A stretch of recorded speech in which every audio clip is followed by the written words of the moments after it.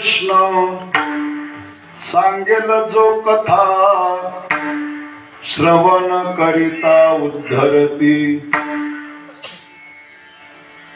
पण कथा कशी श्रवण करावी की ज्या कथा श्रवणाने दुष्ट चांडाळ पापी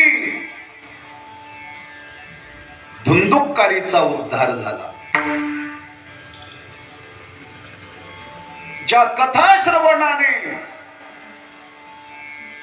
राजा परीक्षितीचा उद्धार झाला.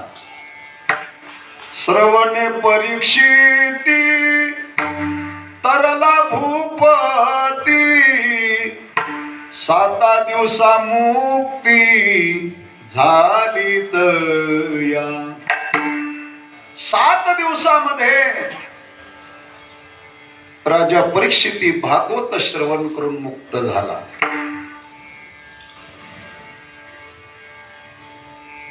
राजाने जी कथा श्रवण केली, जर आपण डोळ्यासमोर मृत्यूचं भय ठेवलं, मृत्यूचं भय ठेवून जर आपण कथा श्रवण केली तर नक्कीच आपला उद्धार झाल्याशिवाय राहिला.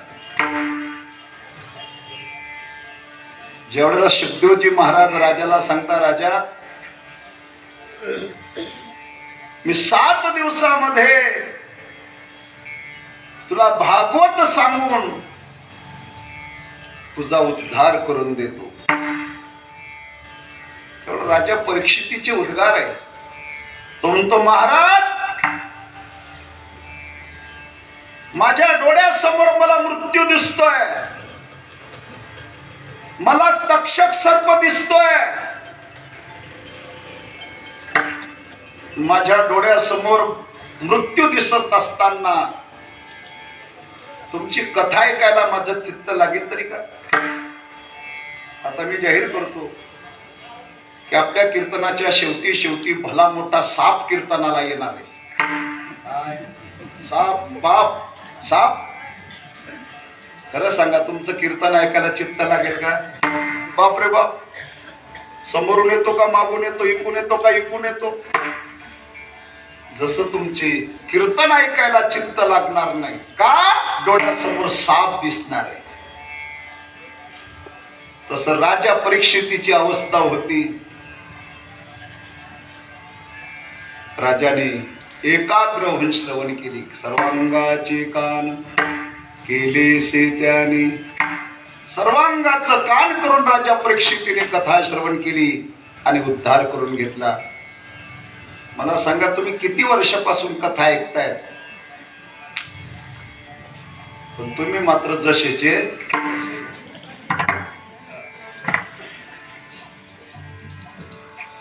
काही नाही. लोकांमध्ये फक्त मंडपात बसले, कथा मंडपात, कीर्तन मंडपात तेवढंच वैराग्य असतं.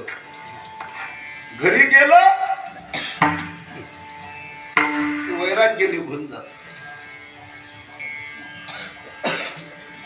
राजा परीक्षितीप्रमाणे कथा श्रवण करा, धुंदुककारी प्रमाणे कथा श्रवण करा, कीर्तन श्रवण करा की ज्या कथा कीर्तनाने पाप्याच्या बिलग जगनी काऊ मुक्त भये हरिनाम प्रभाऊ.